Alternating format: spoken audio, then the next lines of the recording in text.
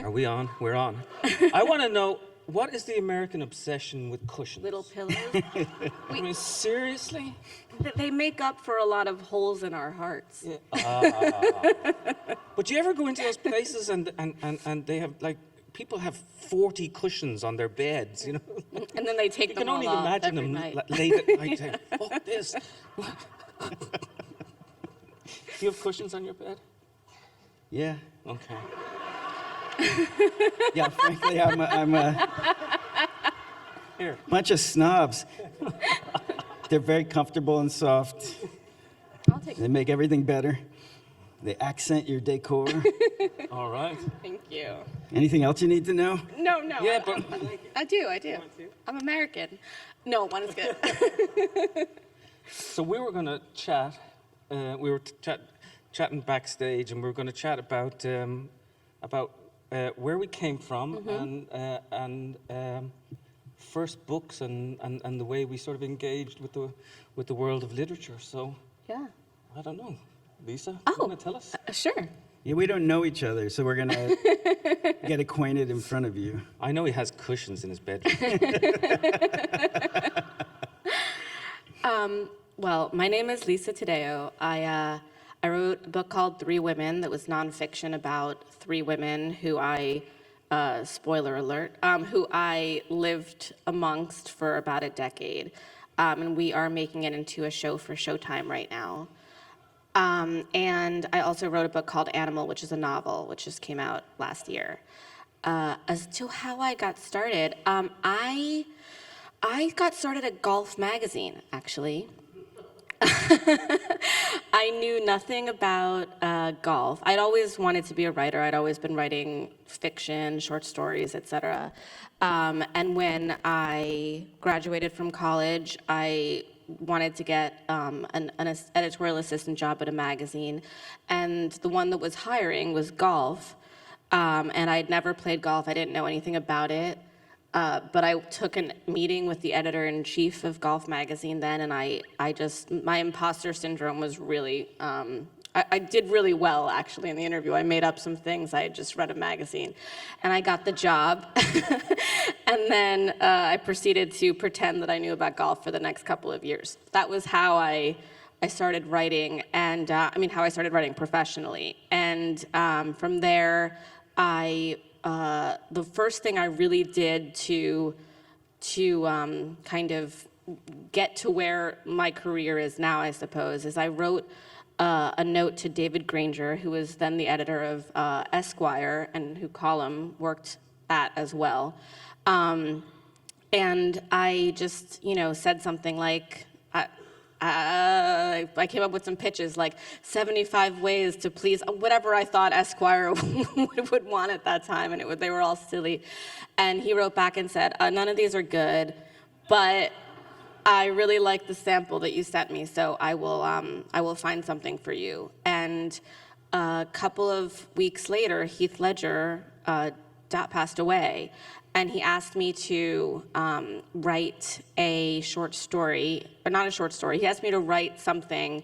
He said, go find out what happened, and then write, maybe write fiction or whatever about what you think happened. So I kind of wrote an amalgamation of the two.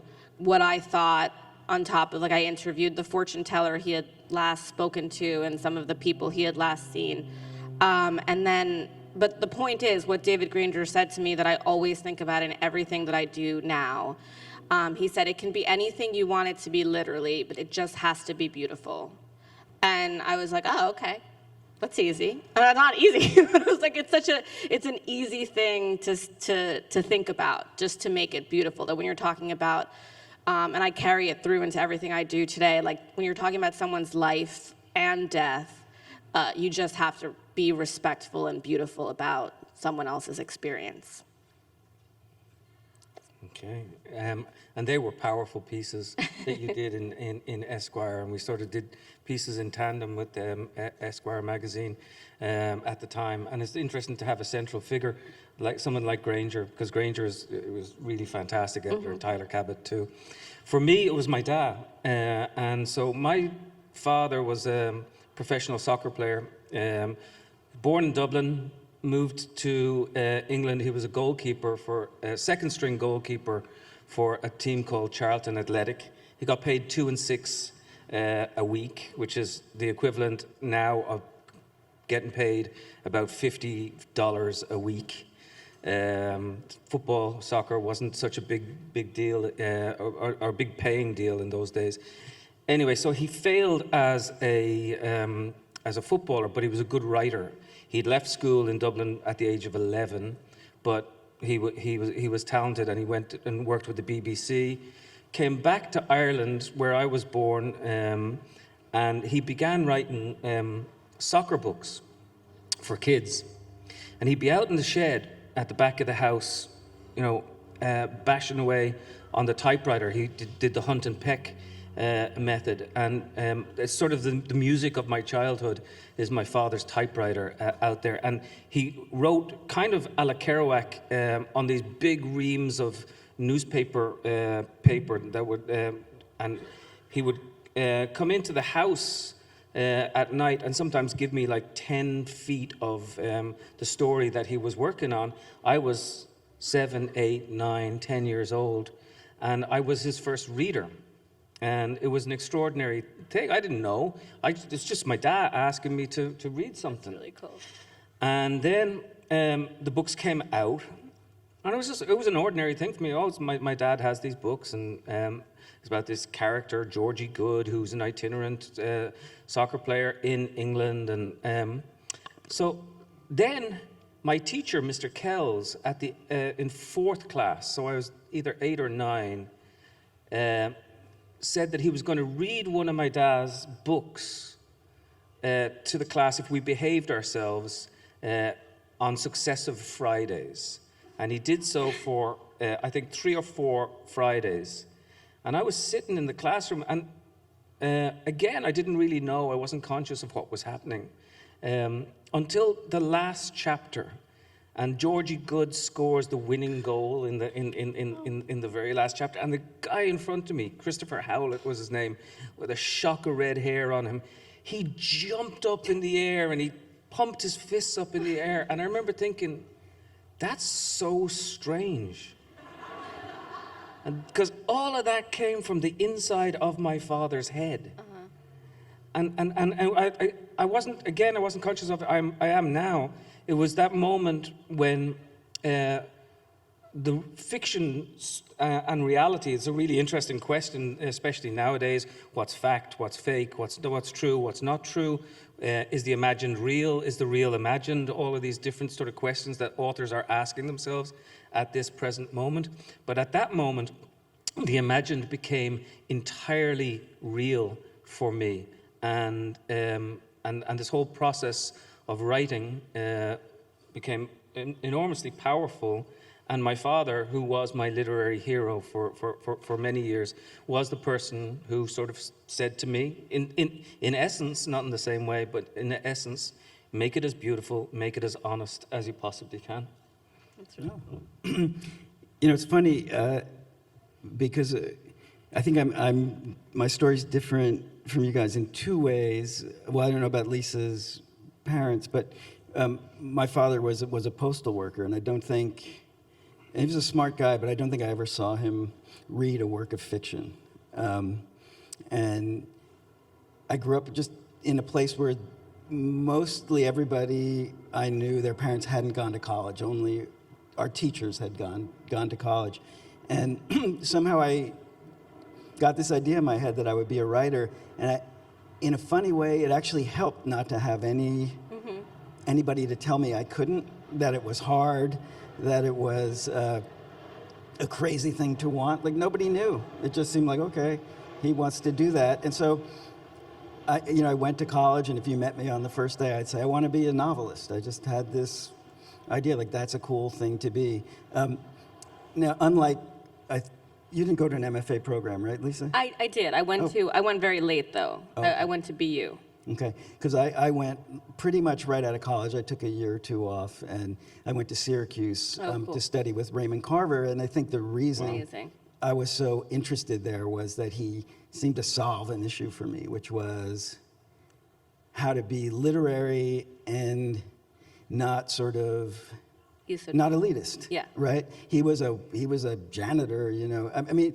it turns out if you read biographies that he was much more of a literary person than maybe the myth would suggest. But all I knew was the myth. With this guy had been a janitor, and now he was writing these amazing stories in this plain American language, and they were really subtly literary, right? You could read them and think there's no art there, and then you could study them and see that there was so much art there. Carver actually, I never studied with him. I went there to study with him, and then he got sick and stepped away from teaching. But Tobias Wolff was there, who was very much working in the Carver mode there. And so I felt very lucky in that sense of finding my teachers. Sometimes you have to find yourself in opposition to your teachers, and that's fine too. But I found myself, I think, in the right aesthetic place.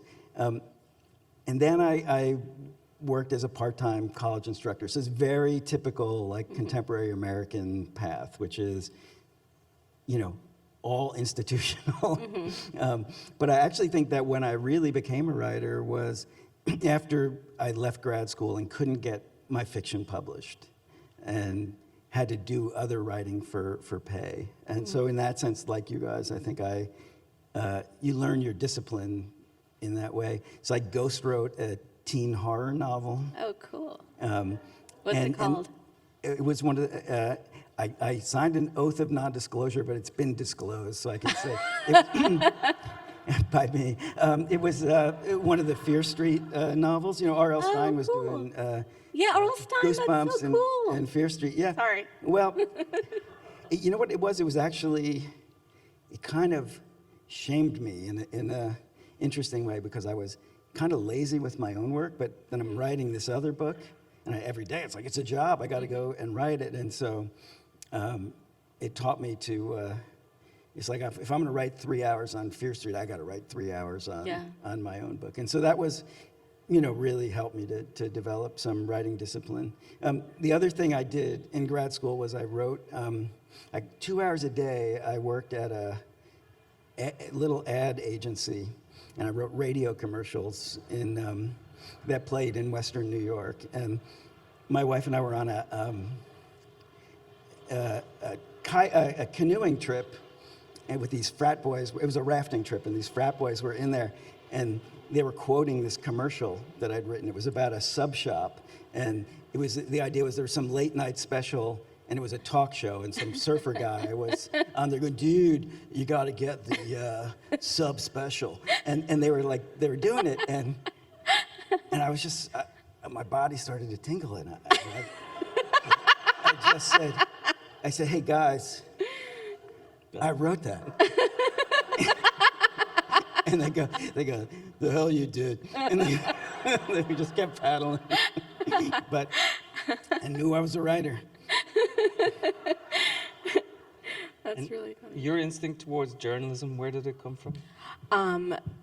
I didn't have one. I'd never wanted to be a journalist. I wrote that short story. I just felt like I didn't know. It's so funny because the MFA thing, my parents, Tom, also were not in the writing. My dad used to read John Grisham, which I loved. Also one of the kindest men I've ever met. Met him at another book festival a couple of years ago. But he said to me, if I wasn't going to write books like John Grisham and make that much money, then I should find something else or marry somebody rich. So it was I was just like, all right, and it's funny because that idea of the literary and the, not to use the word mainstream, but those two things coming together were something that was always important to me, because I wanted someone, I don't know if my father, to be proud, to be like, oh, all right, so she did make money out of, like that kind of a thing. But journalism-wise, I just thought that I needed to be somewhere that I could make money doing it. And I'd been submitting short stories to magazines since I was like 12 years old. And, making $25 to $400 on a story is not really a way to make a living. But after I wrote the short story for Esquire, they're like, oh, do you want to write about Jessica Simpson? It's a cover story. You'll make X amount. And I'm like, what? If it's real, it's a lot more money. So I think that was that was my coming to journalism was just about survival. Mm-hmm. And Colum, how'd you get from your father's work to your own? So I started out writing also about football. From the age of 12, I'd get on a bicycle and I'd go to all these local games, and I'd call in a paragraph that would be printed in the Irish press or the evening press the next day, which is strange now to think about, because I was 12 years old, and I'd go up to the managers and asked who had scored the goal and everything. They're looking at, who's this little pipsqueak, and what's he doing? But I started writing, I suppose, and I got a job in the papers when I was 17. I didn't go to an MFA, but I learned my craft in the newspapers in Dublin. And it was very interesting because there was a guy called John Banville who was on the sub desk going through my stuff. But it was a very literary scene in the Irish papers at the time. I left at the age of 21 to come to the States to try to write a novel. I bought myself a typewriter in Cape Cod. The A key didn't work and the E key didn't work. I wasn't going to get very far on that. So I failed miserably, and then I took a bicycle across the United States for the next 2 years. Wow. So started in Boston, came down to Florida, across into New Orleans. Not even an electric bike, right? Not even, no, definitely not. Definitely not. And that's where I learned the value of stories and storytelling. That everybody had this story to tell. But still, it was a process of embracing failure. And I think we were all sort of talking about that too. I talked to the high school kids here in Key West yesterday. It was a real pleasure to talk to them. But one of the things that I said to them is that failure is vivifying. And, I could see it travel across their eyes for a moment and thinking, well, we're not supposed to fail. Mm-hmm.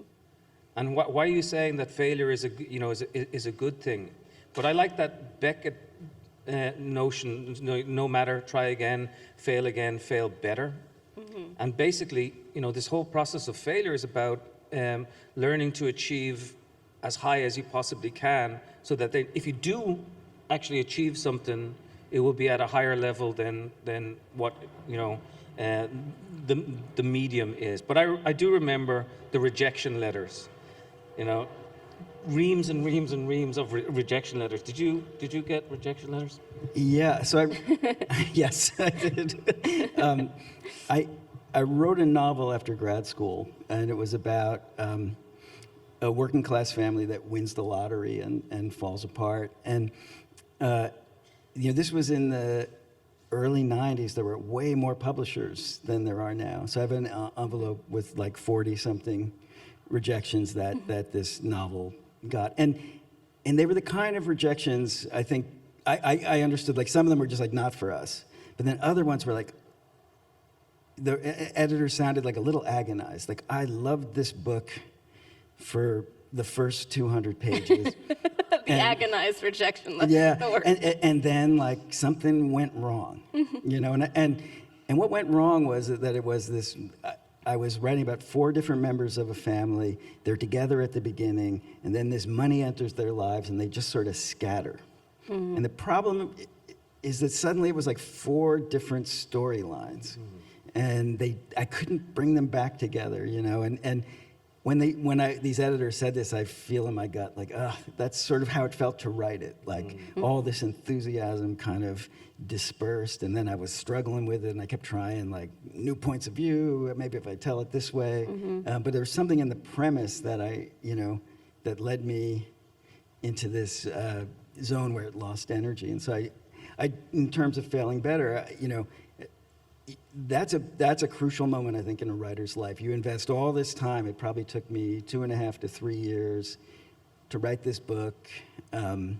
My whole identity is based on the idea that I'm a writer, and I'm failing at it. And so I had to somewhere get like the energy to write the next one. And what I said to myself was, I'm not going to make that same mistake. I'm going to find a premise that has like a narrative structure built into it. And that was how I wrote the book Election, which was about 3 high school students, vying for class president. And, it's not a simple book in structure. There are 6 narrators and they trade off. But in terms of narrative chronology, I always knew what I was doing and I knew where it was going. Yeah. And so I always just had to say, like, what's happening in the election? What does the reader want to know now? I can tell them or not tell them. I can withhold information, but I knew exactly what, just somehow the structure was there. And it suddenly I was writing a book that had some suspense to it, some energy to it. And it really was a case of learning pretty directly from the failed first novel. I had the usual rejection letters, but I have one story that every time I tell, and specifically whenever I tell it to other writers, are like, oh, wait, I can't believe you're still writing. I was doing I was coming up with pieces, I was pitching to Esquire, I was still writing for them at the time, and I had this short story idea that I wanted to write, and I sent it to Tyler. And Tyler's like, I really like this, and it's been pitched to me by 4 of our other writers, so it's not completely, but I said no to everybody because I think it's a little bit too, transgressive, it's not the right time for this. So I was like, well, you. And I wrote to David Remnick, who I had never spoken to before, the editor-in-chief of The New Yorker, and I said, here's my idea. And he wrote back within like 1 minute, and I was like, oh my God, it's so exciting. I mean, he doesn't even know who I am. And he wrote, Dear Lisa, not only is this a bad idea for us, but I think it's the worst idea I've ever heard. You got to tell us what the idea is. I can't do it. Come I'll on. tell. Maybe we'll tell you people privately later. It's not. It's that kind of an idea that you. Okay. Okay, I'll reveal it later on this afternoon. But anyway, that was a big, because all I wanted to do was get in there, and that was a giant, sort of sword to the heart. Yeah, but the ability to accept that sort of criticism is something that we learn as we go along too. I mean, one of my things about when you get a bad review, my first prominent bad review was in the Irish Times, and I went to for a first novel, and I went into a bar, and the reviewer was there, and she sort of turned away, and we're all embarrassed. Jesus. What do I do now? So I went over to her, and she's sitting at the bar, and I said, I read your review. It was a really shittily written review. And I said, can I buy you a drink? And we ended up becoming friends, and it was just one of those That's things. really great. But I think, if you believe the good stuff, the natural corollary, how do Americans pronounce that word? Corollary. Corollary. It doesn't sound as good. Yeah. Is that you have to believe the bad, so you believe nothing. That's a good way to put it. I wish that were the case, and I could take that level of objectivity. I want to believe the good and dismiss the bad, but somehow I end up sort of only remembering a few weird insults, and I think it's actually not a terrible thing for a writer to have a sense, even after you've achieved some level of success, to feel like there's still something to prove and that there's still a little bit of a chip on your shoulder. So maybe that's the psychology of that. It may also be something a little more punishing, that, you know, that there's some bottomless appetite, you know, for praise that we're all chasing, or that we still don't believe in ourselves, that we're trying to convince people to believe in us. I mean, I hate to think that I mean, at some point you realize, like, people have to love you for who you are, not the work that you produce. But I think for a long part of my life, I felt like I had to be loved for the work I produce. Right. Well, it comes back to what you said about writing something beautiful. I mean, Yeah. this is the task at hand, right? Yeah. Yeah. I think when it comes to you know, bad reviews, any kind of negative anything, for me I'm always curious about the intention of the reviewer or the negative. Like, I was asked to write a review of a book by an author who I love, and I for a prominent place, and I did not love the new book, but I love the writer, and I knew that if I wrote the review, like, to, you know, that it was going to be a shitty review because I didn't love the book and I didn't want to write the truth of how I felt, and so I didn't do it. It was the only assignment I've ever turned down after having accepted. And I felt really bad about that. But I also didn't want to, for me, it's like, I'm not a professional reviewer, so it's not something I need to do, right? Which is, I think, something that I'm very grateful for, because I think for me, whenever I'm looking at any kind of criticism, because I've seen it so much in talking to women specifically about, you know, the way that their desires have been thwarted or denied. It's always, when someone's denying someone else something, it's always because of something lacking in themselves. So I'm always kind of, Martin Amis wrote a brilliant thing about criticism. I don't know if you guys have read it. I forget the title of the essay, but it's absolutely brilliant. And it takes the piss out of, you know, his reviewers in a very classic Martin Amis way. But for me, it's you know, I think the same thing. I hear the 1 or 2 or 75 insults, you know, on a loop.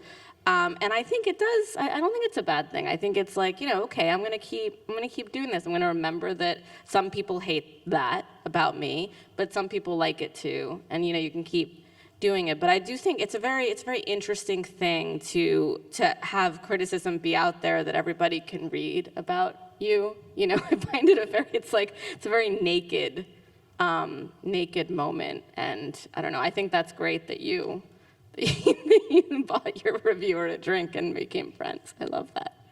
Yeah, not all of them. What about a reader? Do you have a first reader? You know, I tend not to want a ton of advice early on. So my wife, at a certain point, I'll show her the work, and I think she's here, and she's become extremely diplomatic, because I think she understands I just want her to say I love it. And over the years, she has developed this wonderful, like, you know how the Eskimos have like hundreds of words for snow? She's got like hundreds of tones for I love it. And so that I can just... How much do you love it? I never asked the follow-up. For you? My husband, and he does not always say, he has not learned that lesson, Tom. He is honest, and he's like, most of the time he'll say something like, you can do better, and I'm like, you do it then, is usually my response. I also don't like, the only person I want to hear from at this stage is the person who's going to publish it. I'm like, okay, are you going to publish it? All right, great. I want to hear what you have to say. You're not going to publish it? Okay, I don't care what you, that's just, and the reason for that is because there's so many opinions about things, and there's people I trust, but there's people I trust about different things at different times. And at the end of the day, I find that it's such an arbitrary thing. I mean, yes, sometimes it's one thing where the 4 characters couldn't get together or whatever the issue is, and maybe it's a fixable thing.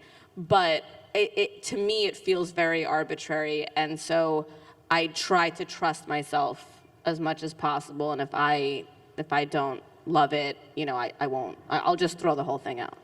Well, I had a wonderful moment.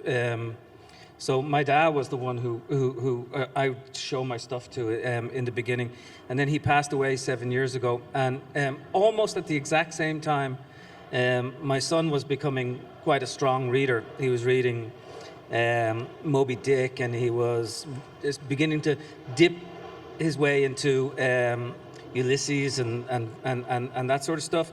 And he's actually he's a vagabond right now. He's living the van life. He's driving around the South and sleeping in his car and reading books. But he came into my office as I was writing a book, my most recent book, and I'd started it. It's called A Paragon. And he said, "Dad, can I read that book that you're working on?" And he went away with some of the early pages and said something really wise about them.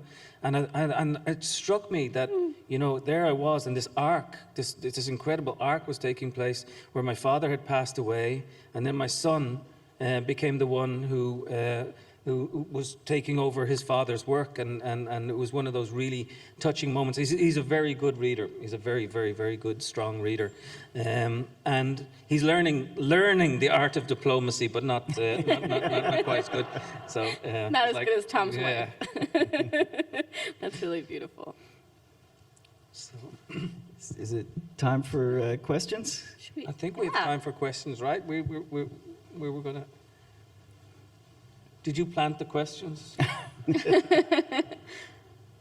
anybody? Oh.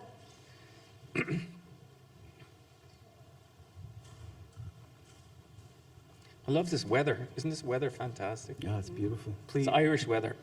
Please stand to ask your question and wait for a microphone to come to you. One right here.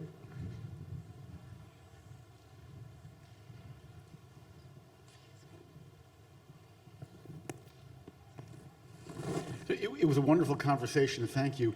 But there's something Tom said that really I'm struggling with. You described when your first book was rejected so many times, and that you were worrying about being a failed writer. And what I'm wondering about is, if a writer writes something and finishes it and is happy with it, are you a failed writer just because no one wants to publish it, or you don't make money? Or are you still a good writer? Yeah, no, that is a wonderful question. I think I was only failing in terms of my goal at that time, which was I was trying to have a career. I was trying to make money and to get a reputation. And so I put 3 years of work into creating something that would do those things. I don't see it as a failure now. I see it as a crucial step in my learning to write a novel. At the time, it felt like a failure. I do think as you get older, you can put in perspective, everything's a failure in some sense. But if you get pleasure from the work, which I think every writer I know, no matter what level of success they are, I think ultimately you get to that place where the writing itself is a part of it. Because every once in a while things go great, but there's always something disappointing about the reception of one's work, you know?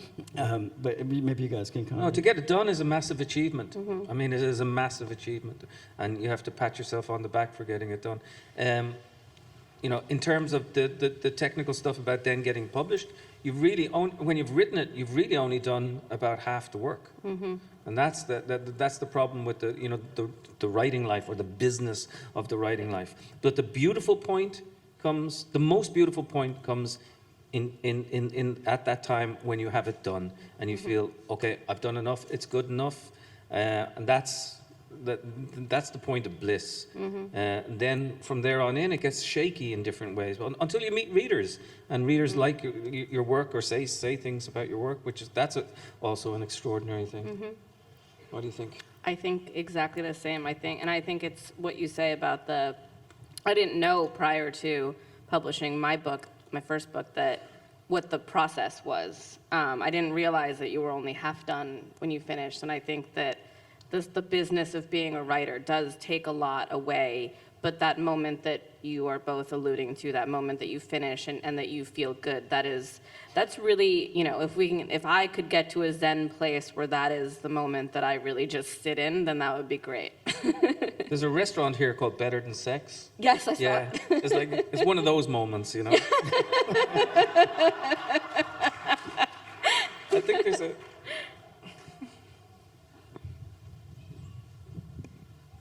Hi. I want to know more about editing. So I have a first reader. I have a I love you husband. I love it. I have that. But now I'm really starting to work with an editor, and it's brutal. So how is your relationships with editing? Because once we get the novel done, it's like, yay, and then you hand it off to somebody and you get 8 single typed spaces of, what about this? What about that? Don't do this. And it's a struggle. It feels really, how do you respond to that? Or do you just nix it and say it's perfect? For me,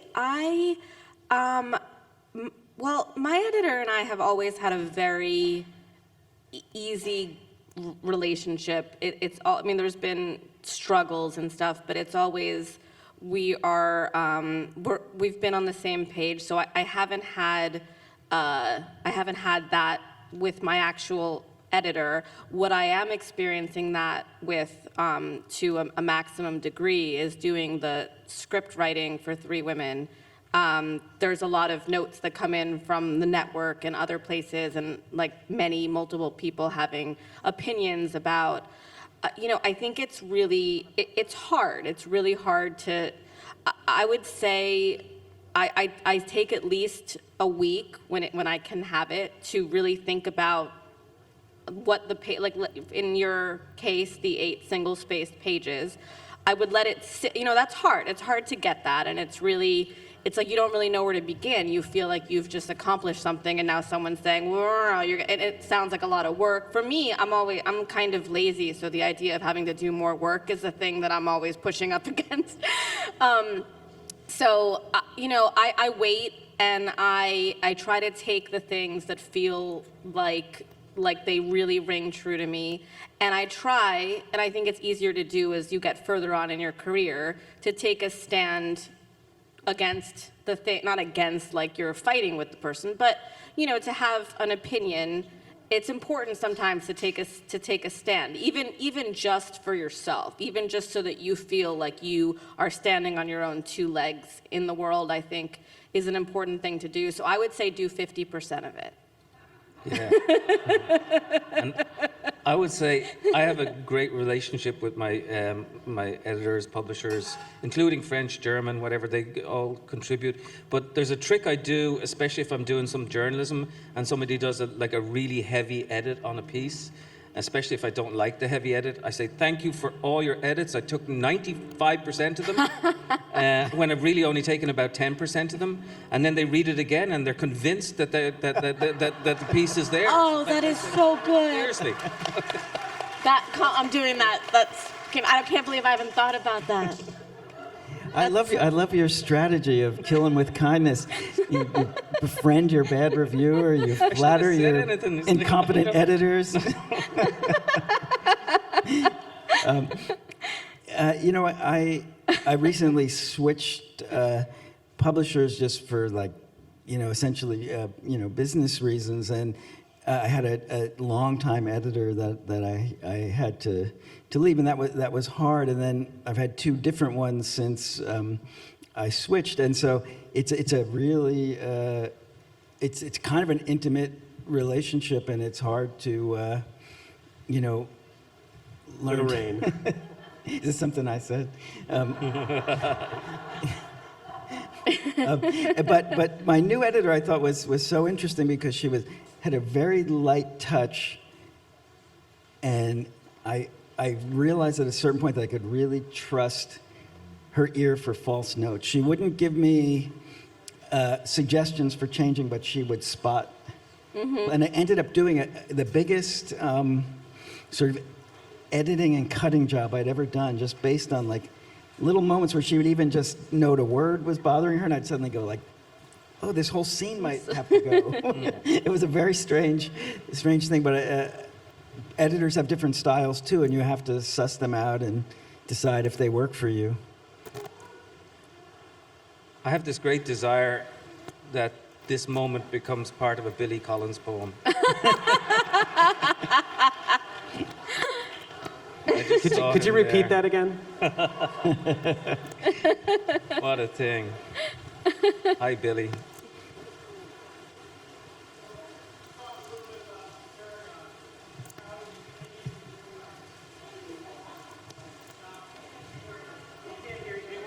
They can't hear you. Hold on. I wonder if you would talk a little bit about a paragon and how you ended up figuring out and coming to that extraordinary structure of the book. Oh, thank you. And I think we should all talk about structure because, again, another Beckett line that I find interesting is he said I think in the early, or maybe the late 70s and maybe the early 80s, Beckett said, the job of the artist now is to find a structure that accommodates the mess. And I think it's a really, really interesting, like, how do we, as writers now, accommodate the mess that's around us? All, what's true, what's not true, all of these different things. And structure, the box that you put your story in, is so incredibly important. It's the moment when you find the structure that, is one of those other, Key West restaurant moments, the dessert restaurants. When you know your structure, Yeah. and then it feels like you can put the appropriate things in. For me, finding the structure for a Paragon was that I knew I wanted to write a fractured novel. I knew that I wanted it to go in several different directions. I wanted it to sort of reflect the internet in certain ways. But I also wanted it to reflect what was false and what was true and was not true. And I was writing it and writing and writing. I thought, okay, I can do it in 50 different pieces. Then I thought I'll do it in 100. And then the day came when I thought, oh, the two main characters, Rami and Bassam, are telling the stories of their daughters in order to keep their daughters alive. That to me was a Scheherazade moment. And then it seemed obvious to me that it had to become 1001 little fragments. It was as random as that, but once it was there, that was it. That was the way the book would have to be structured. And then I hit upon the other things that are within the structure. I go from 1 to 500, 500 down to 1, all these other little things. But I think the idea of structure is incredibly important to all of us, right? How did you find the structure for Three Women? Well, first of all, that Beckett quote, I feel like I was doing something with Jamie Quattro yesterday, and she was like, and then as Wordsworth said, I don't have any of that, and I just sit here and I'm like, oh, that's good. But the I think that's so brilliant, the idea of finding a structure to accommodate the mess. For me, it's always like with Three Women, it was three different women. But I was telling their stories in the third person. Sometimes I would also use the second person, even though it was a little bit aberrant, because it felt like the right moment it felt like the right way to get into that character's vision at that moment. So for me, I do whatever I think is the most honest way to tell that next piece, even if it means switching protagonist, even if it means switching, point of view.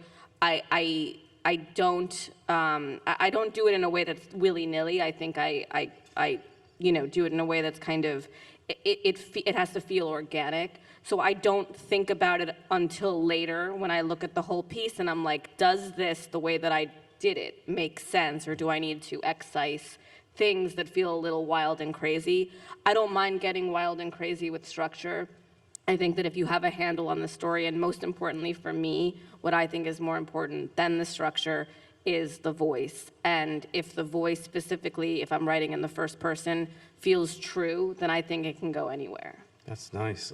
And your work is brilliantly structured. I mean, I think that's what I... Oh, well, thanks. Yeah, you know, it's a kind of a, I agree with you with that feeling. That moment when you understand your structure is often the moment when you can see to the end, you know. And that's another exhilarating moment, you know, when you suddenly go like, okay, I've put in all this preliminary work and now I understand what I'm doing. And then, again, that's just another step along the way, but it's a very elucidating one. And just recently, you know, I have a new book coming out in June, and it's called Tracy Flick Can't Win, and it takes Tracy Flick from election and picks up her life in middle age. And I did not start out to write a book about Tracy Flick. I started out to write a book about a brain-injured football player. And he's brought back to his old high school to be put into the Hall of Fame. And I kept wanting to write it like election, and I didn't understand, you know, why do I want these little first-person narrator sections in this book? It feels like I'm trying to quote myself, borrow the structure that I used before, but I couldn't quite imagine the book without it, and it sort of conjured Tracy, you know. That was the structure that she had existed in, and once I understood that, the reason I want to tell it this way is because Tracy's actually going to be part of it. She's going to be the principal at this school. Oh, wow. Then I had the book, but I didn't start out having any sense that that was what the book was going to be, and so, and those are real. You know, they seem so inevitable when the book is out. Oh, like this writer set up the book in this way, but I had worked on it for quite a while before I understood that was the structure and that this old character was going to be part of it. Yeah. That's really cool. Sorry, Oh, Hi. we're done. All right, thank you. thanks Thank you so everybody. much.